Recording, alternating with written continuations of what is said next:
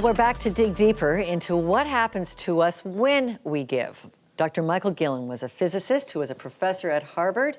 He was ABC's science correspondent, won 3 Emmys for that, until a radical career change moved him into promoting philanthropy. He's one of the producers and engines behind the movie The Little Red Wagon. Michael, thanks for sticking around and coming back. It's my pleasure. Great show. So is there a gene in us? Is there something that happens that makes us more generous, makes some people more generous than others? Some people just don't get this at all. It's an interesting question, and there are people who tend to give more than others. As Mr. Bloomberg explained, we do see that poor people tend to give more percentage-wise of their income than wealthier people.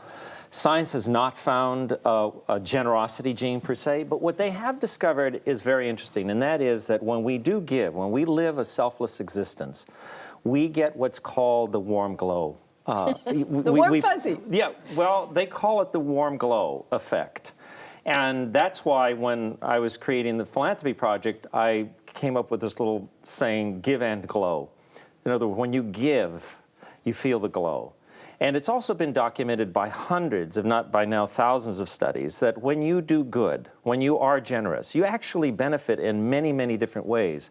Everything from healing faster after surgery, to just having a better outlook in life and less depression. In fact, there's a great book by Stephen Post called When Good Things Happen to Good People, or Why Good Things Happen to Good People. So this is a very well studied, and in fact, the Templeton Foundation is doing a lot of cutting-edge research in generosity. Okay, I still am trying to get my head around how much your science background is all a part of you, and how incredibly you've shifted into generosity, and now added the whole spiritual component to this. You, at one time, were an atheist. You called yourself a practical atheist. What changed? Well, you know, it's been a crazy life. I mean, I was born in East LA, you know, very poor family. My dad was a Pentecostal minister. My 2 grandfathers were Pentecostal ministers, Spanish speaking. Oh, that's what changed, and that stuff comes back at you. Yeah, it's the gift that keeps on giving, you know.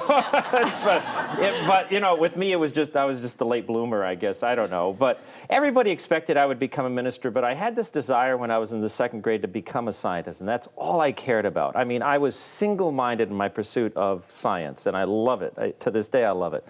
But, you know, a funny thing happened on my way to Cambridge, you know, and that is that I fell into the media business. ABC News ultimately hired me to be their science editor, as you explained. And then I left ABC around 2002, 2003, after 14 years of Good Morning America, 2020, Nightline, and all the rest of it, to start my own production company. I did a series for the History Channel. It was a big primetime series. In many ways, it was like my dream come true. And yet I felt really empty. I mean, I just would walk around my property in Massachusetts with my dog Annie and talking to God and just saying, why aren't I feeling happier? I have a great life. I have it all in many ways. And I heard the Lord telling me, be patient. I'm preparing you for something different. And then the call from Dr. Templeton was in November of '06. It was shortly after that, and I knew immediately that that call then turned into his inviting me to start a project that ultimately became Philanthropy Project, which ultimately enabled me to make this movie. And I knew at that moment, Lorna, that this was not accidental, that it was providential, that this was what the Lord was talking to me about. Okay. This was the different change in my life.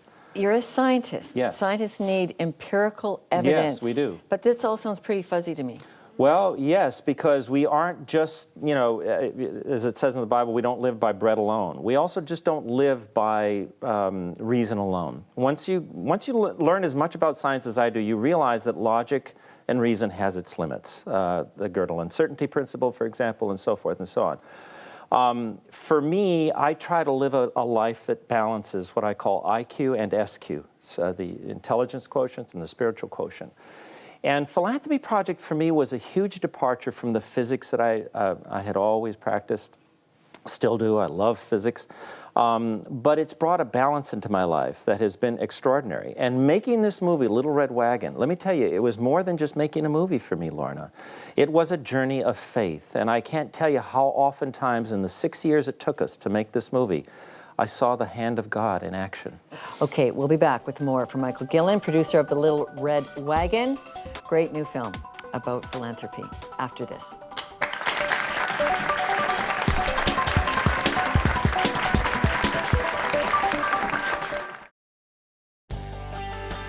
Well, that's how you can get the Little Red Wagon. And we're back with the filmmaker behind this, Michael. You said, at our best, it's not about being a goodly person when it comes to generosity, which we've been talking all day. It's not about goodly. It's about being godly. What do you mean? Both as a scientist and as a Christian, I've discovered that we are not mere accidents. We are created in God's image. And when I contemplate what Jesus did for us, and I don't want to get too heavy-duty religious, but this is just what I believe. It was an enormous act of generosity, that expressing a kind of love for us as people, and we're not particularly likable. I mean, if we see our behavior from day to day, we're not particularly likable. But God was able to express love through the sacrifice He made with Jesus. And I think that we, in our own kind of weak and imperfect way, are able to express that kind of generosity. And when I see it in people like Zach Bonner, when I see it in people like Dr. Jack Templeton or Prem Watsa, it's touching. And it's not something that science alone can explain. And so for me, Philanthropy Project has resulted, yes, in this movie, but more than that, it has allowed me to explore a part of myself that maybe I didn't explore well enough when I was a physicist. And I'm just overjoyed with the opportunity that I've been given. Thank you very much for being Thank with you, Context. Wonderful to have you here. God Michael bless Guillen, you. everybody. Thank you. Wonderful. Well, that's it for the program this week. Send us your feedback on today's show. Call the viewer feedback line or check in with us on Facebook or Twitter and let us know your thoughts. Maybe you've got a great story about generosity that changed your life. We'd love to hear it.